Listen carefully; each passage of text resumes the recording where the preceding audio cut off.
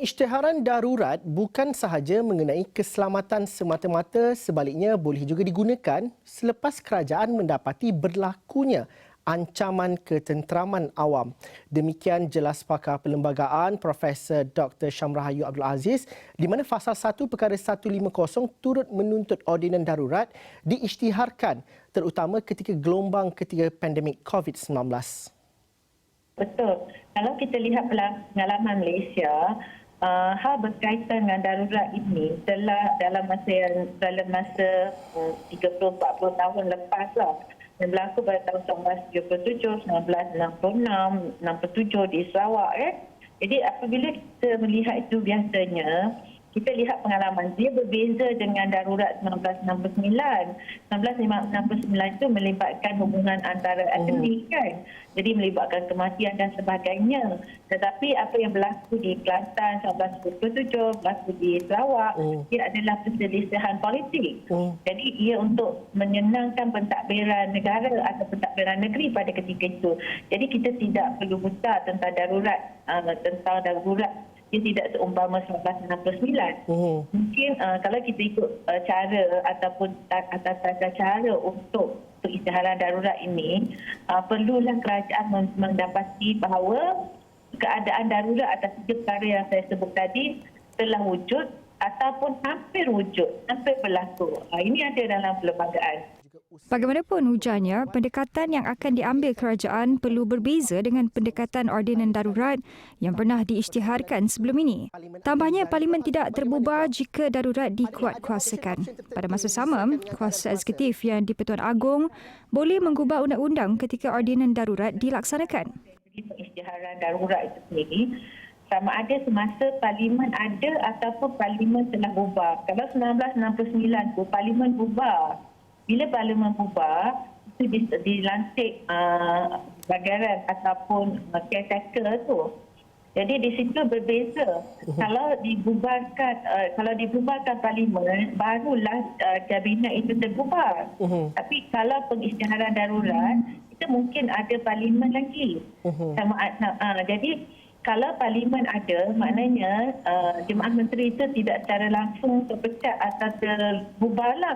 Dia masih lagi boleh melaksanakan fungsinya sebagai Jemaah Menteri dan tidak perlu dilantik Jemaah Menteri yang baru sebab Parlimen tidak terbubar. Dan pengisytiharan darurat itu dikendalikan oleh Jemaah Menteri yang sedia ada. Jemaah Menteri yang sedia ada itu akan terbubar sekiranya Parlimen itu dibubarkan. Jadi walaupun Parlimen ada kalanya Parlimen bersidang dan ada kalanya Parlimen tidak bersidang. Ya. Dalam keadaan semasa ini, Parlimen kita ada penggalnya Parlimen ke-14 tapi Parlimen tidak bersidang. Bila Parlimen tidak bersidang, orang yang membuat undang-undang ataupun kuasa atau eksekutif yang membuat undang-undang ialah yang di-Pertuan Agong. Bila yang di-Pertuan Agong boleh membuat undang-undang sehinggalah Parlimen resume. Maknanya Parlimen datang balik kan, bersidang balik secara serentak bersama Dewan Negara dan Dewan Rakyat, kedua-duanya bersidang. Jadi bila Parlimen bersidang, yang di-Pertuan Agong terhenti kuasa baginda untuk membuat undang-undang. Ya? Dan apa juga yang Tuanku buat atau yang di-Pertuan Agong buat semasa darurat tu, dalam darurat tu dia hendak bagi undang-undang itu kita namakan ordinan, ya. Undang-undang itu hendaklah dibentangkan kepada Parlimen. Bahkan proklamasi darurat yang dibuat oleh yang di-Pertuan Agong itu sendiri hendaklah dibentangkan dalam Parlimen. Ini yang membuat yang di-Pertuan Agong ke Jemaah Menteri ke, walaupun dalam keadaan darurat, hendaklah juga menjaga kebertanggungjawaban dan integriti ketika dalam keadaan darurat dan Parlimen itu tidak bersidang. Jadi apabila Parlimen bersidang, Parlimen boleh membuat apa juga undang-undang yang sama ada bercanggah dengan perlembagaan atau tidak selaras dengan perlembagaan, Parlimen boleh buat. Itu kesan daruratnya. Darurat memberi kesan besar kepada negara. Namun dalam kes tertentu, ia perlu dilakukan bagi memberi kuasa mutlak kepada badan eksekutif untuk melaksanakan langkah drastik. Penganalisis politik Profesor Dr. Siva Murugan Pandian berkata, Mungkin selepas melihat beberapa usaha dilakukan masih belum mampu mengatasi COVID-19, maka tindakan seperti ini harus dilakukan. Selalunya darurat itu digunakan pakai apabila kita merasakan mahu satu kuasa yang lebih besar untuk memerihalkan kedudukan keselamatan, ekonomi, politik yang mungkin berada di luar kawalan. Kita pernah berhadapan dengan kemelut tersebut ketika Mageran mengambil alih tajuk kepimpinan negara, Parlimen dihentikan fungsinya pada 13 Mei 1969 disebabkan rusuhan perkauman. Ketika itu darurat dianggap satu langkah yang paling besar, dahsyat diambil supaya kita dapat mengawal, meredakan keadaan yang tidak menentu dan juga hubungan antara etnik yang dianggap keterlaluan dalam suasana seperti itu. Jadi dalam keadaan sekarang, barangkali kita juga perlu mengambil kira darurat pernah diputuskan dalam beberapa keadaan. Sarawak pada tahun 1966, di Kelantan 1977. Kita juga pernah melihat darurat bencana misalnya ketika berhadapan dengan keadaan jerebu yang berterusan. Bermakna darurat itu besar implikasinya, tetapi ia juga diguna pakai dalam kes-kes tertentu untuk membolehkan adanya kuasa yang besar kepada eksekutif untuk melaksanakan ataupun mengambil langkah drastik. Barangkali selepas kita melihat susulan beberapa langkah diambil, kita masih sukar untuk mengatasi krisis COVID-19. Apakah langkah ini diambil supaya kita mampu untuk menangani isu COVID-19 dan waktu yang sama meredakan suhu yang sedang mendidih dalam suasana politik, dan juga yang ketiga adalah memastikan ianya tidak menjejaskan usaha untuk proses pemulihan ekonomi. Perdana Menteri mempunyai kuasa untuk memilih sesiapa yang difikirkan layak untuk mengetuai majlis atau jawatan kuasa khas yang ditubuhkan bagi menangani COVID-19 selepas darurat diisytihar. Pengamal undang-undang Profesor Dr. Nik Ahmad Kamal Nik Mahmud berkata, ia bagi memastikan segala perancangan dapat dilaksanakan dengan baik.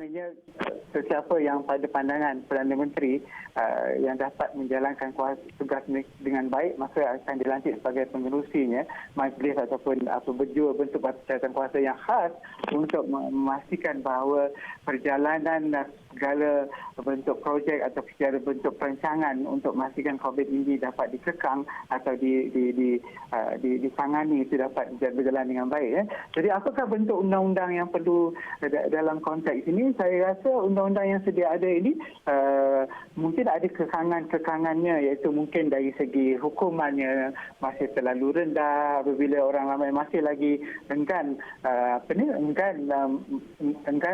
mematuhi MCO dan juga PKP yang telah dilaksanakan, masih lagi ramai yang keluar tanpa sebab dan sebagainya.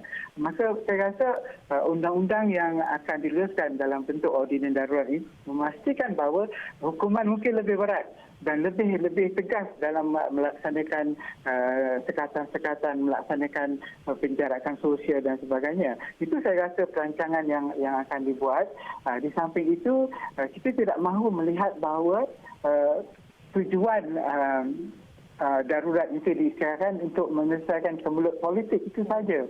Ya, kerana kalau kita dilihat sebagai untuk tujuan kemelut politik, maka akan hilanglah keberkesanannya dari segi penerimaan orang ramai atau rakyat terhadap suatu peristiharan darurat. Jadi maksud saya ialah kenapa perlu ada darurat? Kerana kita perlu mengatasi isu pandemik ini dengan lebih berkesan, perlu ada undangan yang lebih tegas dan perlu ada undang-undang yang memberi banyak kuasa kepada pihak eksekutif untuk melaksanakan program-program pelaksanaan dan pelindungan. Ya.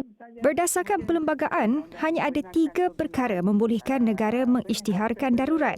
Penganalisis politik Profesor Muhammad Azizuddin Muhammad Sani berkata, 3 perkara itu ialah berkaitan keselamatan dalam negeri, keadaan ekonomi yang tidak stabil dan dari segi ketenteraman awam.